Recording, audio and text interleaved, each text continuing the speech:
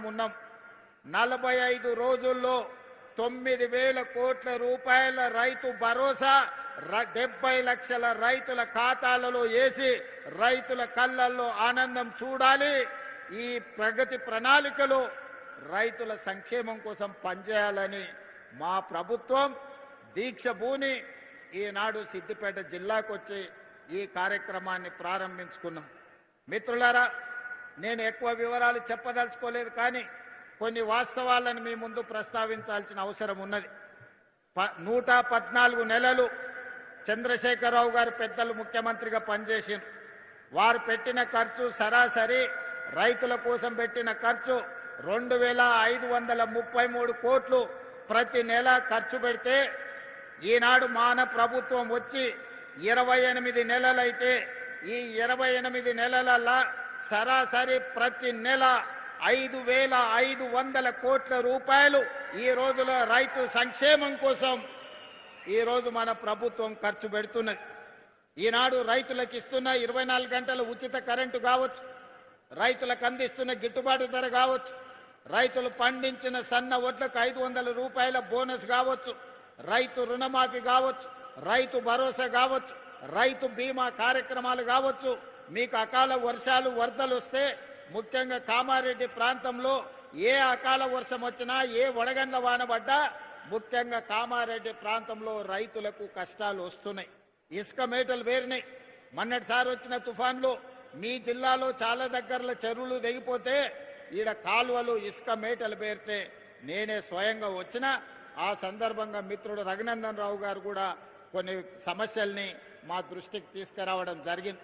ప్రతి దగ్గర రైతుకు పంట నష్టం జరిగితే, అకాల వర్షాలు వచ్చినా, వరదలు వచ్చినా, వడగండ్ల వానబడ్డా రైతుకు ఎకరాకు 10,000 రూపాయల లాగా నష్ట పరిహారాన్ని అందించి ఈనాడు రైతులను ఆదుకుంటే, ఈ 28 నెలల్లో దాదాపుగా 1,30,40,000 కోట్ల రూపాయలు కేవలం రైతుల కోసమే ఖర్చు పెట్టి, ఇది రైతు ప్రభుత్వం, రైతు రాజ్యం అని చెప్పి రైతును రాజును చెయ్యాలని ఈనాడు మన ప్రభుత్వం ప్రయత్నం చేస్తుంది.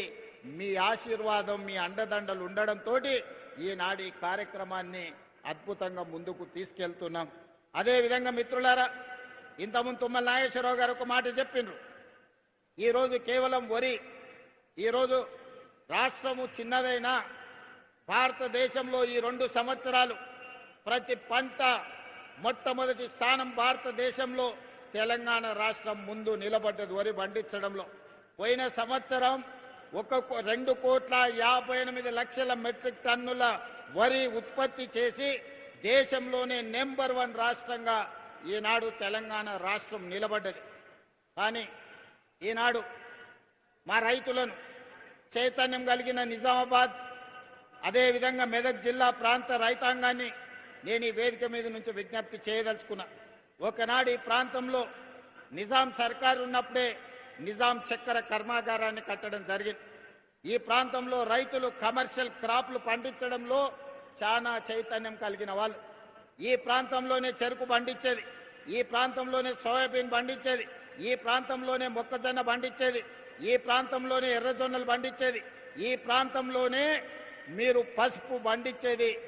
ఆనాడు పెద్దలు చెప్పేవాళ్ళు, నేను నిజామాబాద్ వెళ్ళినప్పుడు, ఒకప్పుడు 1 క్వింటాల్ పసుపు మార్కెట్లో అమ్మితే తులం బంగారం కొనుక్కొని ఇంటాను కోసం తీసుకొచ్చేది అని. మరి ఇవాళ తులం బంగారమేమో 2 లక్షలు అయింది, పసుపుకు మాత్రము ఈరోజు ధరలు లేవు.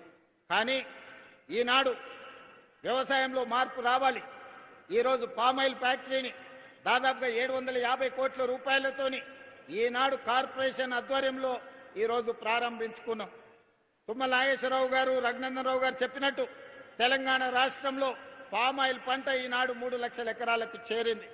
3 లక్షల ఎకరాలు కాదు, 10 లక్షల ఎకరాల పామాయిల్ పండించినా కొనడానికి ప్రభుత్వం సిద్ధంగా ఉంది. మీకు లాభసాటి వ్యవసాయంగా మారుతుంది. రైతును పంట మార్పిడిలోకి రావాల్సిందిగా నేను విజ్ఞప్తి చేస్తున్నా. ఇవాళ వేదిక మీద వరంగల్ రైతులు ఉన్నారు, రాజకీయ నాయకులు ఉన్నారు, ఖమ్మం జిల్లాకు సంబంధించిన వాళ్ళు ఉన్నారు, నల్గొండకు సంబంధించిన వాళ్ళు ఉన్నారు. మీరు ఖమ్మం వరంగల్ ప్రాంతానికి పోతే మీకు పత్తి పండుతుంది, మిర్చి పండుతుంది. నల్గొండకు వస్తే వడ్లతో పాటు కొన్ని కందులు పండుతాయి. ఆ నుంచి మా మహబూబ్నగర్కి వస్తే పచ్చజొన్నలు, సజ్జలు, కందులు పండుతాయి. మా దగ్గర దోసకాయలు పండుతాయి. రంగారెడ్డి జిల్లాకు వస్తే, వికారాబాద్ రంగారెడ్డి జిల్లాకు వస్తే ఇవాళ భారతదేశానికి మంచి కందిపప్పు ఆ ప్రాంతంలో పండిస్తున్నాం. ఈరోజు రంగారెడ్డి జిల్లాలో ద్రాక్ష తోటలు కానీ, కూరగాయలు కానీ, పాలకూర కానీ, మెంతం కూర కానీ, ఈరోజు కొత్తిమీర కట్టలు కానీ, ఒకప్పుడు ద్రాక్ష తోటలు కానీ రంగారెడ్డి జిల్లా చుట్టూతో ఉండేది. పాడి పరిశ్రమ ఉండేది. ఆర్టీసీలో బస్ ఎక్కితే వనస్థలపురం హయత్ నగర్ నుంచి పాల క్యాన్లతోని, కూరగాయల తట్టలతోటి పండ్లు, ఫలాలు, కూరగాయలు తీసుకొని మా రైతులు ఆర్టీసీ బస్సులో హైదరాబాద్కు అమ్మనికి వచ్చేది. కాలం మారింది, రియల్ ఎస్టేట్ పెరిగింది, పంట తోటలు అన్నీ కూడా లేఅవుట్లు అయిపోయినాయి, ప్లాట్లు అయిపోయినాయి. ఇవాళ ఎక్కడ చూసినా పాలు ఎక్కడి నుంచో కొనుక్కుంటున్నాం, కూరగాయలు విదేశాల నుంచి తెచ్చుకుంటున్నాం, కోడిగుడ్లు పక్క రాష్ట్రం నుంచి తెచ్చుకుంటున్నాం, తమిళనాడు నుంచి. మరి చికెన్ కావాలంటే ఒక దగ్గర పోతున్నాం, పాలు కావాలంటే చిత్తూరు పోతున్నాం, కూరగాయలు కావాలంటే ఇంకో రాష్ట్రం పోతున్నాం.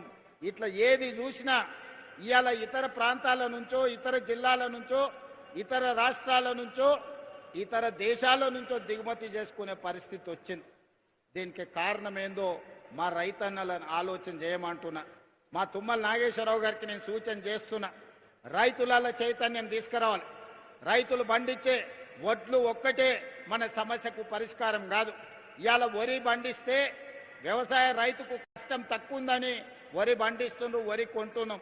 కానీ భారతదేశంలో ఈరోజు ఈ దేశానికే కాదు, ప్రపంచంలో అన్ని దేశాలకు మన దగ్గర పండించిన వడ్లు, బియ్యం సరఫరా చేసినా ఇంకా మిగిలిపోయే పరిస్థితి ఉంది. మన కేంద్ర మంత్రిని కలిసినప్పుడు మేము ఈసారి 50 లక్షల మెట్రిక్ టన్నుల కంటే మేము ఎక్కువ ప్యాడీ కొనము, మీరు ఆపండి అన్నారు. ఇప్పటికే ఈ సంవత్సరం 71 లక్షల మెట్రిక్ టన్నుల వడ్లు మనం కొన్నాం. మరి కొన్న వడ్లు ఏం చేయాలి మీరు ఆలోచన చేయండి. ఇవాళ గిట్టుబాటు ధరతో పాటు బోనస్ ఇచ్చి కొన్న తర్వాత, ఈరోజు పేదలకు సన్న బియ్యం ఇచ్చిన తర్వాత ఇంకా లక్షల మెట్రిక్ టన్నుల వడ్లు, బియ్యం మన దగ్గర మిగిలిపోతున్నాయి. ఈరోజు విదేశాలకు ఎగుమతి చేద్దామంటే సరైన గిట్టుబాటు ధర లేదు, లాభసాటిగా లేదు, సమస్యలు వస్తున్నాయి. మరి అందుకే ఇవాళ పంట మార్పిడికి మనం పూనుకోవాలి. ప్రభుత్వం రైతులను ప్రోత్సహించాలి, మిల్లెట్స్ పండించాలి, కూరగాయలు పండించాలి, పండ్లు పండించాలి. ఈరోజు పాలకూర లాంటి ఆకుకూరలన్నిటిని కూడా మనం పండించాలి. ఈరోజు రైతులకు పాలు కావాలి అంటే పేద పట్టణంలో ఉండే వాళ్లకు ఈరోజు పాలు పండ్లు కొనాలంటే ఎక్కడికో పోవాల్సి వస్తుంది. వీటన్నిటినీ ఈరోజు మన పంట మార్పిడి ద్వారా రైతులకు అన్ని అవకాశాలు కల్పించాలి. రైతులను ప్రోత్సహించడానికి ప్రణాళికలు సిద్ధం చేయాలి. తుమ్మల నాగేశ్వరరావు గారు వ్యవసాయ శాఖ మంత్రే కాదు, ఆయననే పెద్ద రైతు. రైతుకున్న సమస్య తుమ్మల నాగేశ్వరరావు గారికి సంపూర్ణమైన అవగాహన ఉంది. ఏదైనా యూనివర్సిటీ పరీక్ష పెడితే ఆయనకు డాక్టరేట్ వస్తుంది వ్యవసాయం మీద.